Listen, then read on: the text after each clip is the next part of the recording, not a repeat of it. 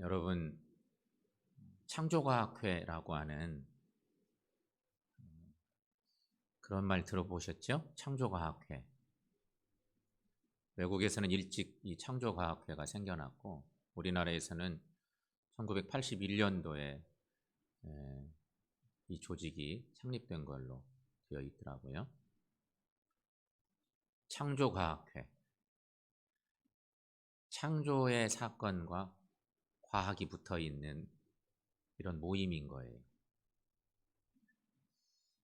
이것을 사전적으로는 이렇게 정의해 놓은 것을 제가 확인해 봤습니다. 사전적 정의는 이렇더라고요. 창조과학은 구약 성경의 창세기에 나오는 천지 창조가 과학적으로 입증 가능하며 우주의 나이는 6천년 정도이고 창조론이 나오지 않는 기존 생물학 교과서는 바뀌어야 한다고 주장하는 기독교 근본주의자들의 종교적 견해. 이렇게 정의해 놓고 있습니다. 창조과학회는 결국은 기독교 근본주의자들의 종교적인 견해라고 하는 것입니다. 그러니까 결국 신앙을 과학으로 풀어보겠다는 접근법의 학회적인 어떤 모임 같은 것입니다. 물론 여러분, 성경이 과학으로 다 풀린다면 얼마나 좋겠습니까? 성경의 여러 사건들이 과학으로 다 접근해 보니까, 접목시켜 보니까 다 맞아떨어져. 그러면 얼마나 좋겠어요? 그러면 우리가 예수 믿기도 좋고 예수 안 믿는 세상 사람들에게 복음을 전할 때도 너무너무 좋습니다. 기가 막히는 이런 운동도 있을만 할 수 있어요. 창조과학. 하지만 여러분, 신앙과 과학은 모든 사물을 바라보는 접근법이 근본적으로 다릅니다. 그건 우리가 부인할 수 없는 일이에요. 과학이라고 하는 것은 논리적으로 검증돼야 합니다. 여러 실험들을 통해서 데이터가 정확하게 나옵니다. 데이터가 투명합니다. 이래서 이런 것들이 과학이에요. 과학은 자료가 확실히 있고 논리적이고 검증 가능하고 데이터가 투명한 그런 것들입니다. 하지만 여러분, 신앙은 어떨까요? 우리가 신앙인인데 신앙은 어때요? 신앙은 논리적이지가 않습니다. 그렇다고 신앙이 다 100% 비논리적이다 그런 얘기는 아니에요. 신앙은 논리적이지도 않고 과학적인 여러 가지 데이터를 가지고 투명한 데이터를 내놓을 수도 없습니다.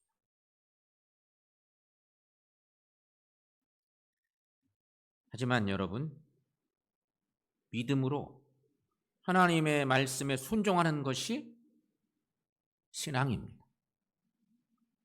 그러므로 하나님께서 우리에게 요구하는 신앙은 과학적인 신앙이 아니었습니다. 하나님 우리에게 요구하시는 신앙이라고 하는 것은 과학적인 것이 아닌 말씀에 순종하는 것입니다. 여러분 믿습니까? 그러므로 여러분, 순종은 신앙의 출발이에요. 이스라엘 초대 왕 사울이 하나님으로부터 버림받은 이유를 우리는 잘 압니다. 인물도 잘생기고 하나님도 정말 이 사람이면 되겠다 싶었어요. 사울이라는 인물이 외형적으로 말 그대로 왔다 해. 너무 좋아. 그런데 사울이 결국 하나님께 버림받은 결정적 이유는 순종을 몰랐기 때문이에요. 하나님 앞에 순종하는 삶이 무엇인지를 모르고 살다가 신앙적으로 병든 사람의 대표 주자가 이스라엘 초대왕 사울로 기억될 정도예요. 출애굽한 이스라엘 백성들도 한번 생각해 보십시다. 우리가 잘 아는 출애굽 사건. 출애굽 1세대 이스라엘 백성들은 여호수아와 갈렙 외에는 광야에서 다 죽습니다. 왜 죽었을까요? 하나님도 참 생각하면 얼마나 안타까우셨을까. 출애굽시켜서 금세 약속의 땅에 들어갈 줄 알았는데 이 사람들이 다 불순종하고 불만하고 문제가 생기니까 광야를 방황하게 만들었는데 결국 그 과정에서 수도 없는 불순종과 불만, 원망 이런 것들이 가득 차자 결국은 대부분 거의 모든 사람들을 광야에서 죽게 하고 여호수아와 갈렙만 1세대는 남고 나머지 2세대들이 가나안 땅에 들어가는. 그러니까 결국 이들의 죽음은 하나님 말씀에 불순종했기 때문이다 하는 것입니다. 오늘 본문의 요셉은 예수님의 육신의 아버지입니다. 지난주에는 마리아에 대한 말씀을 함께 묵상했는데 오늘은 요셉 이야기입니다. 하나님이신 예수님은 인간을 구원하시려는 구원 프로젝트를 실행하시려고 인간의 육체를 통하여서 이 땅에 오십니다. 주님이 오시는 과정에서 요셉과 마리아는 하나님의 거룩한 도구로 쓰임을 받습니다. 특별히 요셉은 주위의 많은 오해와 구설수를 감수하면서까지 하나님의 거룩한 사역을 감당했던 의로운 믿음의 사람입니다. 하지만 우리가 요 시기쯤에 성경을 읽다 보면 예수님의 탄생과 관련된 그 중요한 성경의 말씀들을 읽고 성탄을 우리가 맞이하고 성탄을 또 보내는데 말씀을 읽다 보면 우리는 대부분 주인공 예수님에게만 초점이 있고 주님이 오시기 위해서 여러 과정들이 있었는데 그 과정에 있었던 여러 가지 아픔들, 헌신의 어떤 그런 시간들, 구세주가 오기 전까지 인간적으로 많은 고뇌들이 있는데 그런 부분들 성경 속에서 우리가 잘 읽기가 어려워요. 기록으로도 있긴 하지만 축소되어 있고 예수님에게만 초점이 있기 때문에 주님의 육신적인 부모들의 애환을 우리는 감히 생각을 못하는 거예요. 그냥 접고 들어가는 거예요. 지난주 이번 주는 그런 말씀에 초점을 두고 말씀을 묵상해요. 그렇다면 여러분, 요셉의 아름다운 신앙은 뭘까? 쓰임받기 위해서 엄청난 갈등과 고뇌가 있었던 요셉이었을 텐데 그의 아름다운 신앙은 어떤 신앙일까를 오늘 우리가 묵상합니다. 오늘 우리는 두 가지를 묵상하려고 하는 첫째는 요셉은 나보다 남을 더 생각하는 신앙인이었다 하는 것입니다. 요셉은 갈릴리 나사렛 동네에 가난한 청년 목수였습니다. 요즘 우리가 이런 얘기 많이 듣죠? 청년 농부. 어려운 이 시대에 귀농해서 새로운 꿈을 꾸는 청년 농부 이야기, 청년 CEO 이야기. 그전에는 그런 얘기 별로 필요가 없었던 시대는 요즘 너무 어려운 시대니까 청년 농부 얘기를 많이 듣습니다. 요셉은 예수님의 육신의 아버지인 요셉은 청년 농부, 청년 목수였습니다. 청년 목수. 요셉은 마리아와 약혼하고 결혼을 기다리던 신실한 청년이었습니다. 요셉은 약혼한 마리아를 생각하며 아마 열심히 일을 했을 것입니다. 결혼할 때를 생각하면서 열심히 일을 하고 또 일을 하고. 그런데 나사렛이라는 동네는요, 태생적으로 가난한 동네예요. 그 동네가 다 일을 열심히 해도 내 것 삼을 수가 없고 다 예루살렘으로 뺏기고 동네 지역 자체가 갈릴리 지역 전체가 다 너무 가난한 천민이 사는 동네 같은 곳이에요. 열심히 일을 하면서 결혼을 꿈꾸고 소망하고 기대하고 있던 요셉입니다. 그런데 어느 날 요셉이 약혼녀 마리아가 임신했다는 사실을 알게 됩니다. 요셉에게는 그야말로 청천벽력과도 같은 일이었을 것입니다. 율법에 의하면 마리아는 돌에 맞아 죽어야 맞습니다. 당시 유대 사회에서 약혼은 법적으로 결혼과 동일한 효력을 가지고 있었습니다. 그러므로 사망 등 합법적인 사유가 아니면 파기할 수가 없는 일입니다. 또 약혼한 자는 결혼을 준비하는 책임 있는 행실이 요구되었습니다. 남자나 여자나 똑같은 거죠.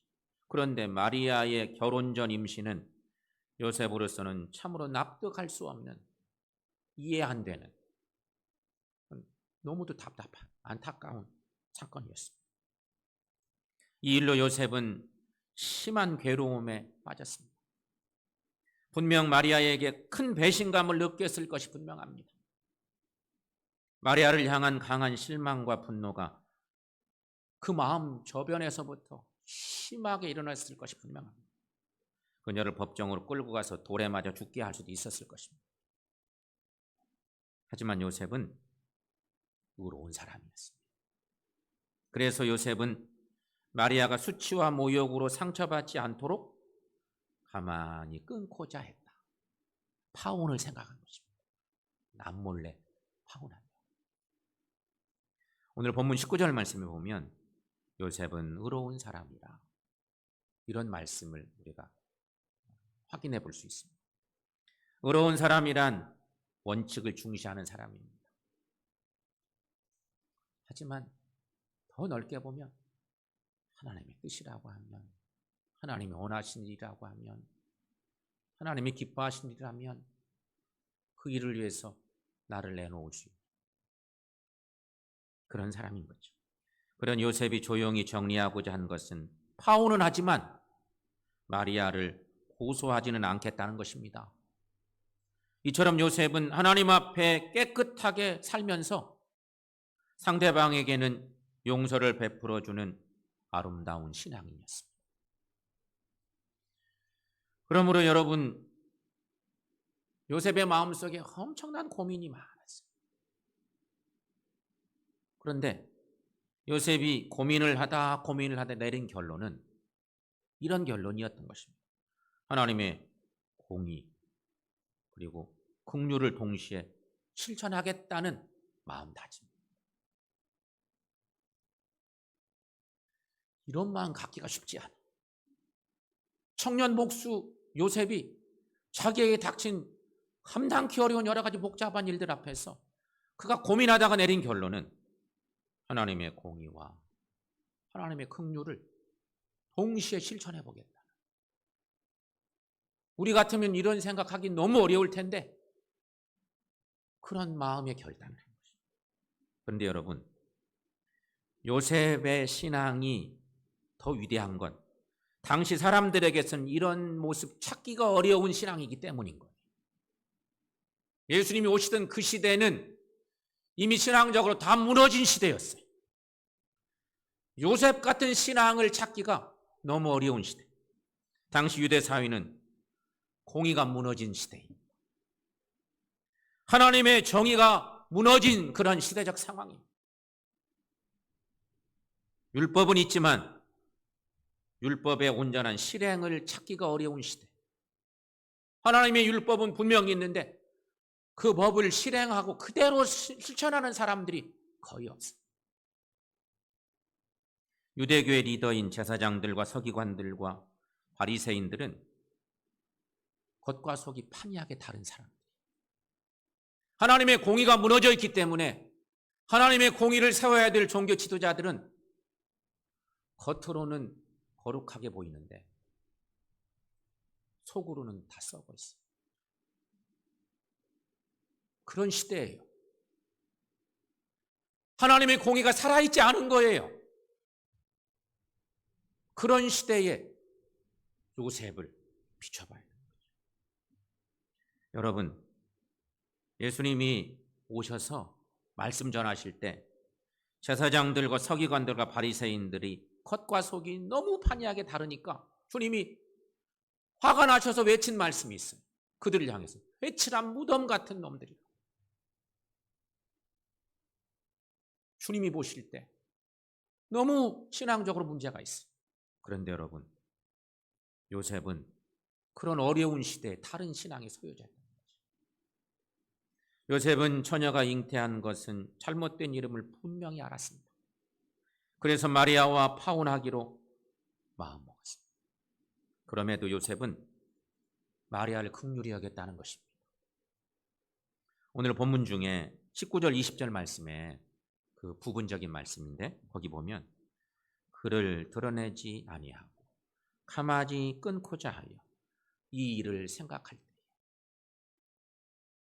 말씀의 내용들 속에 요셉의 고뇌가 배어 있습니다. 여기서 가만히 끊고자 함이란 얘기는 그 마음 중심에 사실은 마리아를 사랑해. 이런 문제가 생겼어. 어떻게 해결할까? 고민이 많은 거예요, 인간적으로. 가만히 끊고자 함이란 용서의 의미예요. 성도 여러분, 참 신앙은요, 신앙은 용서가 동반돼야 합니다. 그것이 진짜 신앙이에요. 싸움과 전쟁의 시작은 어디에서 올까요? 용서하지 않는 데서 오는 것입니다. 미움이 어디에서 올까요? 그건 역시 용서하지 않는 데서 오는 것입니다. 그런데 하나님의 큰 사랑은 인간의 잘못을 용서하는 데에서부터 시작되었습니다. 여러분 생각해 보세요. 하나님이 우리에게, 예수님이 우리에게 말씀하세요. 사랑하라. 이웃을 사랑하라. 얼마나 중요한 교훈이에요. 가만히 있는 사람을 사랑하는 것은요, 누구나 할 만한 일일 수 있습니다. 그런데 문제는 상대방이 내게 뭔가 공격적으로 다가온다거나 문제를 일으켜서 용서할 수 없는 상황에 왔어요. 너무 나를 실망시켜서 용서할 수가 없어. 근데 그것을 용서해야 돼. 내게 먼저 뭔가 팍 날아와서 내가 큰 피해를 입었어요. 그거 용서해야 돼. 그러니 여러분, 용서는 정말로 큰 사랑이에요. 용서한다고는 그것도 쉬운 일이 아니에요. 엄청나게 큰 사랑이죠. 이 땅의 평화는 전쟁에서 오는 것이 아니라 용서와 화해에서 옵니다. 주님께서도 형제가 내게 용서를 구하거든 끝까지 용서하라고 말씀하셨잖아요. 얼마나 어려운지 몰라. 근데 주님은 말씀하셨어요. 용서하려거든 끝까지 용서해라. 주님은 그렇게 말씀하셨어요. 용서는 그러므로 여러분, 이웃을 내 몸같이 사랑하는 것이. 그러나 지금 우리 사회는 어떻습니까?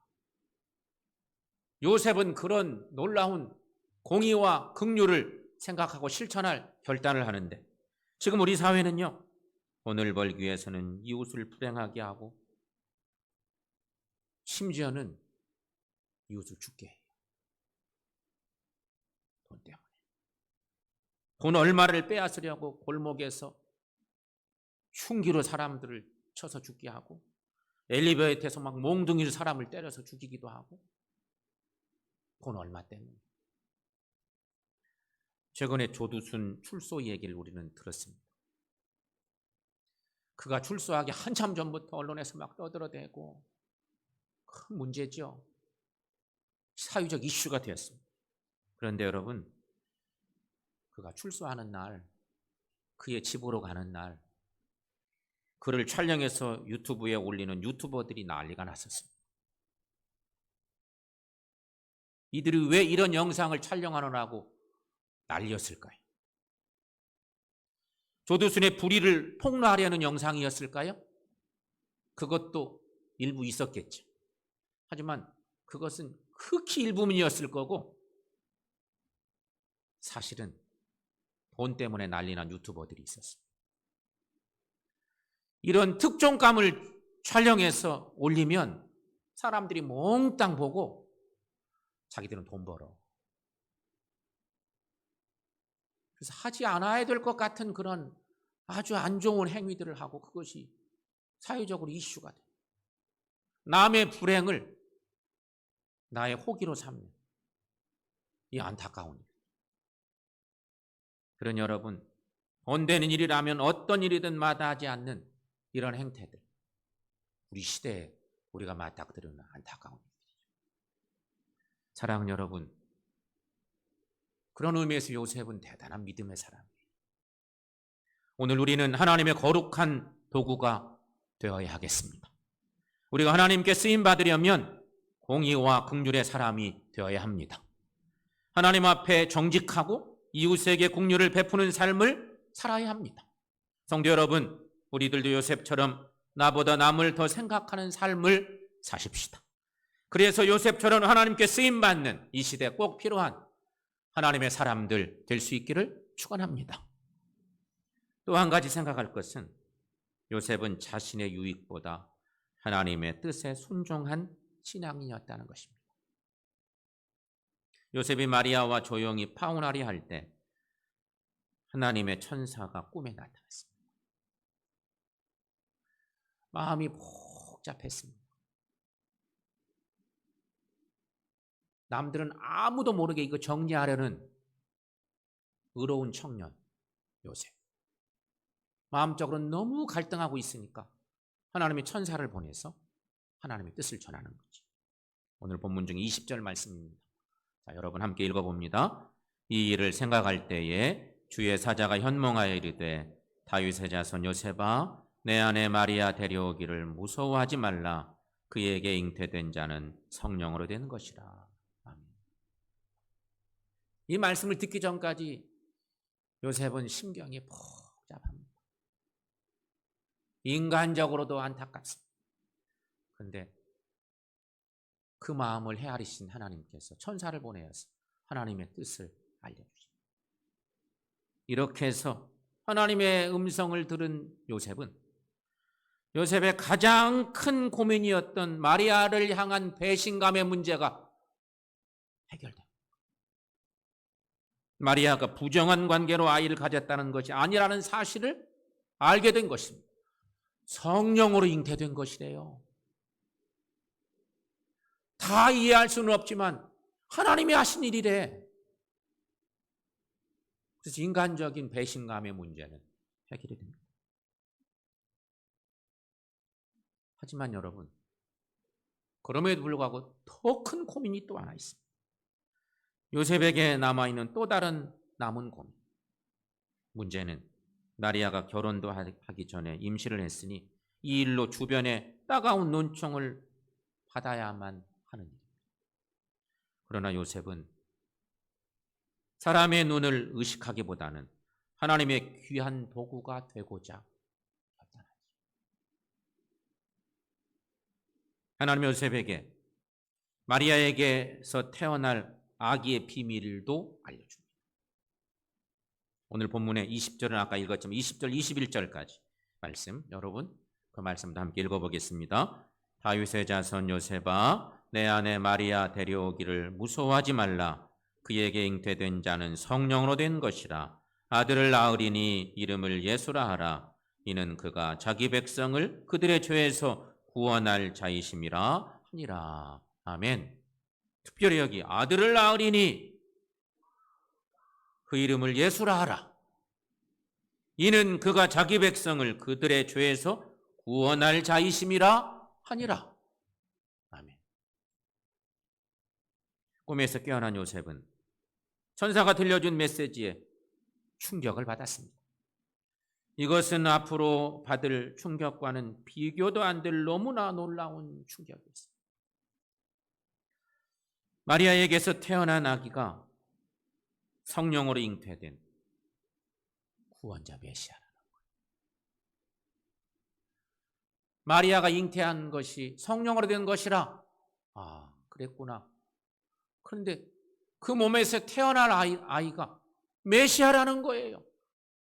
이스라엘 백성들이 그렇게도 기다리고 사모했던 구원자 메시아가 언제 오실런지, 이 어려운 이 사회에 주님이 언제 오실런지, 메시아가 언제 오실런지 모든 나라 백성들이 사모하고 기다렸는데 마리아에게서 태어날 아이가 구원주 메시아.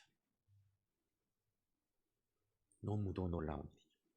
그래서 요셉은 그 사실을, 하나님이 전해준 그 사실을 듣고 마리아와 결혼하기로 다시 마음먹는 거예요. 결혼하게 되고 아이를 낳을 때까지 동침하지 않았다. 결국 아기 예수가 성령으로 잉태된 존재임을, 그리고 그가 구세주임을 요셉과 마리아만이 아는 비밀이 된 것입니다. 그런데 여러분, 여기서 또 한 가지 생각해 볼 것은, 어떤 의미에서 요셉은 예수님과는 아무 관계도 없는 사람. 인간적으로 생각하면요, 구세주 예수님이 오시는데 그 예수님과 요셉은 아무 관계도 없는 것 같아요. 마리아 같으면 예수를 잉태해서 태중에 품고 10개월간 애를 쓰고 낳은 공로가 있잖아요. 그러나 요셉은 결혼을 하고도 아이가 태어날 때까지 마리아와 잠자리도 같이 못했어요. 그럼에도 여러분, 요셉은 기꺼이 자신의 생애를 통해서 하나님의 구원의 도구로 드리고 쓰임 받습니다. 보통 사람들 같으면 막 다 까발리고 막 문제되고 다 파혼하고 그럴 수도 있었는데 그러지 않은 것이죠. 그래서 귀하게 쓰임 받는 그런 모습입니다. 여러분, 이런 말씀을 묵상하면서 우리들도 하나님의 구원의 도구가 될 수 있기를 축원합니다. 성경에 나오는 위대한 인물들은요, 하나님께서 필요한 대로 쓰임을 받는 사람들이었습니다. 주님의 도구로 한 생애를 헌신한 사람들이었습니다. 바울은 어떨까요? 우리가 잘 아는 바울은 당대 최고의 학문과 로마 시민권을 소유한 엘리트 중의 엘리트였습니다. 요즘 말로 말하면 로마 제국 속에서 금수저 중에 금수저입니다. 유대인이지만 금수저에 속하는 사람이에요. 그냥 가만히 있으면 출세 가도를 달리는 것이고 부러울 것 하나도 없이 잘 나가는 인생 살 수 있는 바울이었어요. 하지만 그 바울이 예수님을 만난 후 변화받아서 세 차례의 전도여행을 통해서 하나님의 복음의 도구로 쓰임받았고 후에 로마에 가서 참수형으로 순교당합니다. 그런데 우리가 바울을 불행한 인생이라고 말하지 않잖아요. 세례 요한은요, 메시아이신 예수님의 사역을 준비한 사람이었습니다. 그는 많은 사람들에게 관심과 인기를 받았습니다. 세례 요한이 구세주인 줄 알았어요. 많은 사람들이. 너무 인기가 높고. 하지만 그는 그 인기를 누리지 않고 예수 그리스도를 하나님의 어린 양이라고 증거하고 자신은 어느 날 갑자기 형장의 이슬로 사라져갑니다. 세례 요한은 외쳤습니다. 그는 흥하여야 하겠고 나는 쇠하여야 하리라. 요한은 그래서 더 위대합니다.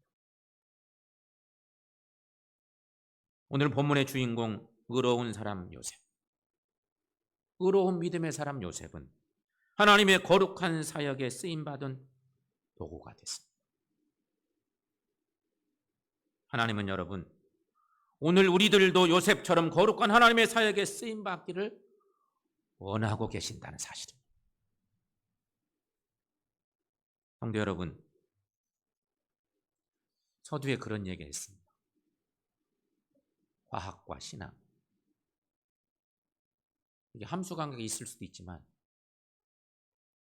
함수관계가 없는 것이 훨씬 많습니다. 많이 가진 사람, 많이 배운 사람이 하나님께 쓰임받습니까? 과학적으로 접근하면요, 많이 가지고 많이 배우고 많이 알고 여러 능력을 많이 가진 사람이 더 많이 하나님께 쓰임받아야 맞습니다. 신앙의 눈으로 보면 그렇지가 않습니다. 많이 가지고 많이 배워야만 하나님께 쓰임받지 않습니다. 신앙인으로 보면 성서의 위대한 인물들은 그렇지 않았습니다. 하나님의 명령에 순종한 사람이 하나님의 일에 쓰임 받았습니다. 그것은 지금도 마찬가지. 여러분 분명히 기억하실 것은 거룩한 성탄의 그 이면에는 요셉의 아름다운 신앙이 있었다는 것이에요. 만약에 요셉이 이런 복잡한 일을 만나서 하나님의 구원 계획이고 뭐고 뭐 듣긴 들어도 나는 도저히 못합니다. 힘들어서 못하겠습니다. 그렇게 하면서 거부하고 나섰다면 어떻게 됐을까? 그런 묵상들을 해봐요. 거룩한 성탄의 이면에는 요셉의 아름다운 신앙이 있었어요. 그렇다면 여러분 이쯤에서 우리를 생각해봐요. 나에게는 하나님의 영광을 위한 아름다운 신앙의 헌신이 있나? 하나님의 영광을 드러낼 만한 그 중요한 시점에 어떤 아름다운 헌신을 나는 주님께 드립니다. 이때는 이래서 안 되고 나중에는 또 이래서 안 되고 이러면서 나의 안위만을 생각하고 있는 내 모습은 아닌가? 여러분 분명히 요셉이라는 믿음의 사람은 자신보다 남을 더 생각하는 위대한 믿음의 사람이었습니다. 그런가 하면 요셉은 자신의 유익보다 하나님의 뜻에 순종할 줄 아는 사람이었습니다. 하나님은 그런 사람들을 틀어 쓰십니다. 그리고 오늘날도 그렇게 하나님은 일하고 계시는 거죠.